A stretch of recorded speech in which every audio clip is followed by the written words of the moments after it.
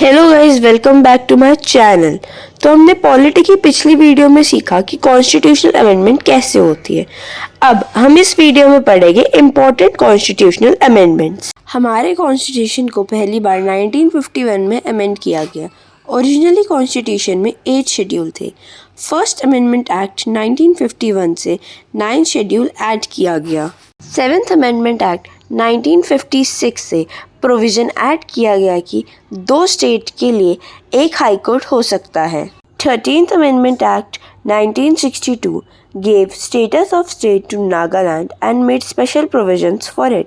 Originally Indian constitution के 8 schedule में 14 languages थी, पर 21st अमेंडमेंट एक्ट 1967 में 15th लैंग्वेज सिंधी ऐड की गई। 24th amendment act 1971 give the power to parliament कि वो कॉन्स्टिट्यूशन के किसी भी पार्ट को अमेंड कर सकता है, including fundamental rights, and it made it compulsory for president to give his assent to constitutional amendment bill. 26th Amendment Act 1971 abolished privy purses and privileges of former rulers of princely state. 36th Amendment Act 1975 made Sikkim a full-fledged state of Indian Union. 38th Amendment Act 1975 made declaration of emergency by President non-justiciable. अब हम बात करेंगे 42nd Amendment Act 1976, जिसे mini constitution भी कहा जाता है क्योंकि इसमें काफ़ी चेंजेस हुए थे। सम ऑफ द मेजर प्रोविजंस जो अमेंड हुई थी, अब हम उनकी बात करेंगे।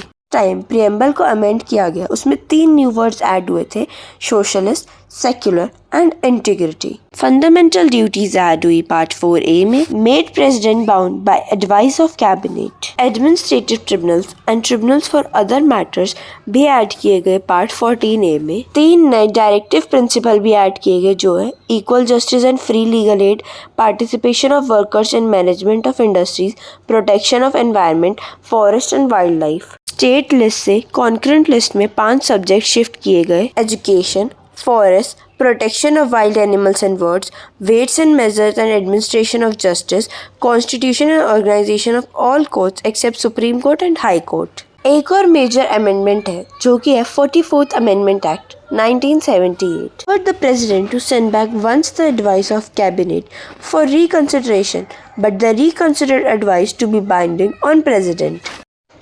इस अमेंडमेंट के द्वारा राइट टू प्रॉपर्टी को फंडामेंटल राइट की लिस्ट से डिलीट करके सिर्फ एक लीगल राइट बना दिया और इससे हमारे 7 से 6 फंडामेंटल राइट्स हो गए।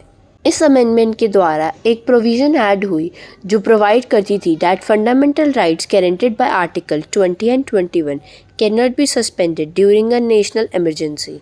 52nd Amendment Act 1985, also known as Anti-Defection Law, it provided for disqualification of members of parliament and state legislatures on the ground of defection and added a new 10th schedule containing details in this regard. 58th Amendment Act 1987, इससे हिंदी भाषा में संविधान का एक आधिकारिक पाठ प्रदान किया गया और संविधान के हिंदी वर्जन को समान कानूनी पवित्रता प्रदान की गई, मतलब कि हिंदी वर्जन को लीगली अप्रूव किया गया। 61st अमेंडमेंट एक्ट 1989, इसके अंदर वोटिंग एज को 21 से घटाकर 18 ईयर्स कर दिया गया। 69th अमेंडमेंट एक्ट 1991, इसके अंदर यूनियन टेरिटरी दिल्ली को एक स्पेशल स्टेटस दिया गया। इसमें दिल्ली को national capital territory of Delhi करा गया। It also provided for creation of 70-member Legislative Assembly and 7-member Council of Ministers for Delhi. 71st Amendment Act 1992, इस अमेंडमेंट के द्वारा एज शेड्यूल में 3 लैंग्वेज ऐड करी गई, कोंकणी, मणिपुरी एंड नेपाली लैंग्वेज। इससे टोटल 18 लैंग्वेजेस हो गई। 73rd अमेंडमेंट एक्ट 1992, इसमें पंचायत राज इंस्टीट्यूशन को कॉन्स्टिट्यूशनल स्टेटस दिया गया, पार्ट 9 ऐड करा, 11 शेड्यूल ऐड करा, जिसके अंदर 29 फंक्शनल आइटम्स थे पंचायत के। 74th अमेंडमेंट एक्ट 1992, इसमें अर्बन लोकल बॉडीज़ को कॉन्स्टिट्यूशनल स्टेटस दिया गया, पार्ट 9A ऐड किया गया जिसे म्यूनसिपैलिटीज़ बोलते हैं, एंड 12 शेड्यूल ऐड किया जो कंटेन करता है 18 functional items of municipalities. 86th amendment act 2002 made elementary education a fundamental right and added Article 21A, changed the subject matter of Article 45 in directive principles, added a new fundamental duty under Article 51A. ये सब 6 to 14 years as तक के बच्चों के education से related है।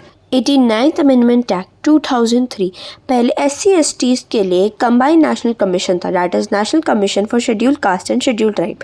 पर इस अमेंडमेंट ने उन्हें दो सेपरेट बॉडीज में डिवाइड कर दिया, first national commission for scheduled caste and second national commission for scheduled tribes. 91st amendment act 2003 इस अमेंडमेंट ने नंबर ऑफ मिनिस्टर्स की एक लिमिट सेट कर दी, जैसे कि सेंटर में number of ministers including prime ministers 15% of total strength of the Lok Sabha से ज़्यादा नहीं होने चाहिए, और स्टेट में total number of ministers including the chief ministers in the council of ministers of state shall not exceed 15% of total strength of legislative assembly of that state. इस amendment के द्वारा स्टेट के मिनिमम नंबर्स ऑफ मिनिस्टर्स भी fix करे गए, जो कि 12 से कम नहीं होने चाहिए। 92nd अमेंडमेंट एक्ट 2003 में 8th शेड्यूल में 4 नई लैंग्वेजेस ऐड हुई, that is Bodo, Dogri, Maithili and Santhali language, जिससे टोटल हो गए 22 लैंग्वेजेस। 94th अमेंडमेंट एक्ट 2006 इस अमेंडमेंट में बिहार को जनजातीय कल्याण मंत्री होने की बाध्यता से मुक्त कर दिया गया और इसे झारखंड और छत्तीसगढ़ तक बढ़ा दिया गया, मतलब कि बिहार को ट्राइबल वेलफेयर मिनिस्टर रखने की कोई ज़रूरत नहीं थी। At present, this provision is now applicable to Jharkhand, Chhattisgarh, Madhya Pradesh and Odisha. 97th Amendment Act 2011 made right to form cooperative societies a fundamental right, added Part 9B.